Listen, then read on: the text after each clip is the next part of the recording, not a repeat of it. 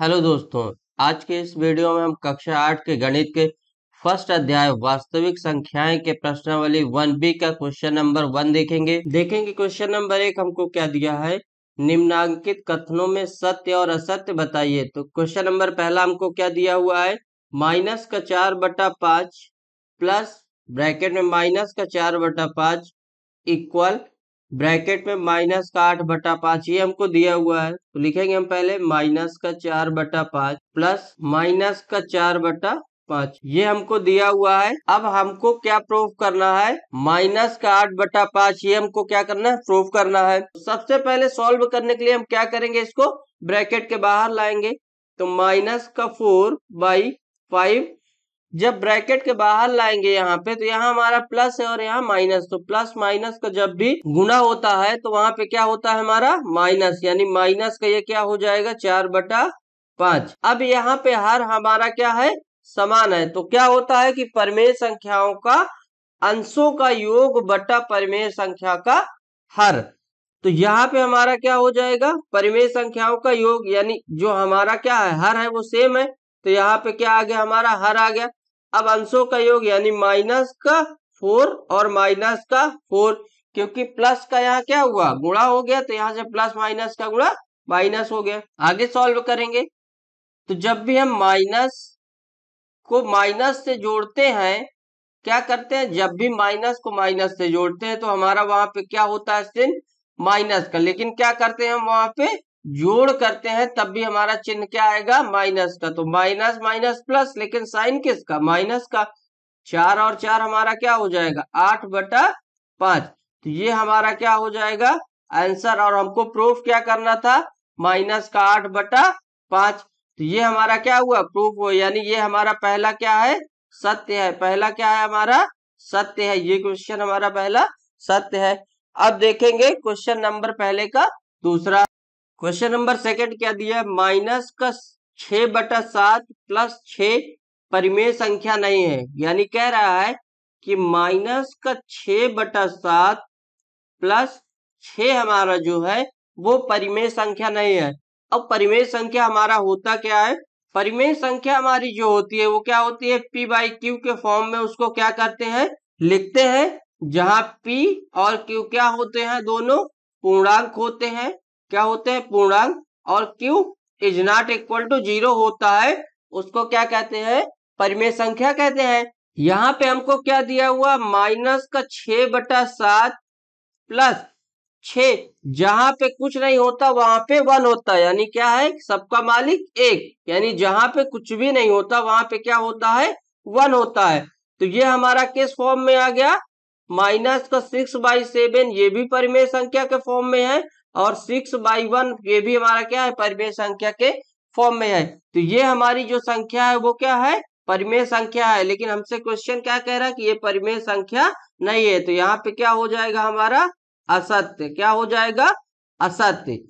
Question number पहले का दूसरा हमारा क्या हो जाएगा, असत्य। अब आइए अगला देखेंगे, क्वेश्चन नंबर पहले का तीसरा। क्वेश्चन नंबर तीसरा क्या कह रहा है कि दो परिमेय संख्याओं के जोड़ने का क्रम बदलने पर योगफल वही रहता है। यानी मानेंगे जैसे हम कि 1/2 दे दिए हमको, प्लस 3/2 दे दिया है। आगे इसी के बराबर में लिख दें हम कि 3/2 प्लस 1/2। अब यही कह रहा है क्वेश्चन कि ये हमारी जो दो परिमेय संख्याएं हैं इनका क्रम बदल के जोड़ने पर योगफल सेम रहता है। तो आइए दोनों को चेक कर लेते हैं। 1/2 प्लस 3/2, तो यहां से हमारा क्या हो जाएगा, 2 क्या हो जाएगा, एलसीएम हो जाएगा। और 1 प्लस 3 बराबर, यहाँ पे भी हम क्या करेंगे, सेम हर है। तो 2 3 प्लस 1, आगे सॉल्व करेंगे तो 3 और 1 4/2, आगे इसको सॉल्व करेंगे तो 4/2। यानी ये कंडीशन क्या है, एक दूसरे को फॉलो करती है कि दो परिमेय संख्याओं के जोड़ने का क्रम बदलने पर योगफल वही रहता है। तो ये क्या है हमारा, सत्य। क्या है हमारा, ये सत्य है कि हाँ किस। आइए अगला देखते हैं, क्वेश्चन नंबर पहले का चौथा। देखें क्वेश्चन नंबर चौथा हमको क्या दिया है, तीन परिमेय संख्याओं का योगफल परिमेय संख्या नहीं होता है। यानी कहने का क्वेश्चन का क्या मतलब है कि अगर हम जैसे 1/2 प्लस 2/4 प्लस 3/6 को ऐड करेंगे, यानी क्या, तीन परिमेय संख्या हमारी क्या हो सकती है, 1/2 प्लस 2/4 प्लस 3/6। ये हमारी क्या है, परिमेय संख्या हो गई है। अब क्या कह रहा है कि तीन परिमेय संख्याओं का योग, यानी इन अगर तीनों संख्याओं को हम जोड़ दें तो इसका जो मान होगा वह परिमेय संख्या नहीं होगा, यानी वो क्या होगा, p/q के फॉर्म में नहीं होगा। ये क्वेश्चन का कहने का मतलब है। तो इसको सॉल्व करके देखते हैं हम लोग।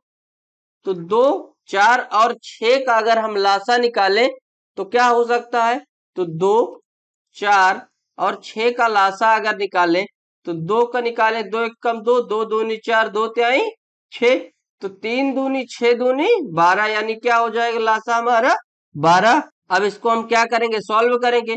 तो 2 से भाग करेंगे, यहाँ पे 12 में कितनी बार जाएगा, 6, जो यहाँ पे होगा उसके साथ गुणा कर देंगे, प्लस सेम यहाँ करेंगे, 2 गुणे 4 तिहाई 12 प्लस यहाँ पे हमारा क्या हो जाएगा, 3 इंटू 6 का भाग दे देंगे इसमें 12 में, तो 6 दूनी 12।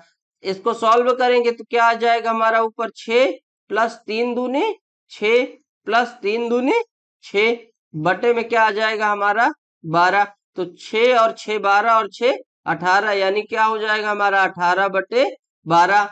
ये हमारा क्या 18/12 किस में आ गया, p/q के फॉर्म में, यानी ये एक परिमेय संख्या है। यानी अगर हम तीन परिमेय संख्याओं का योगफल करें तो भी हमारी क्या संख्या होगी, वह परिमेय संख्या ही होगी।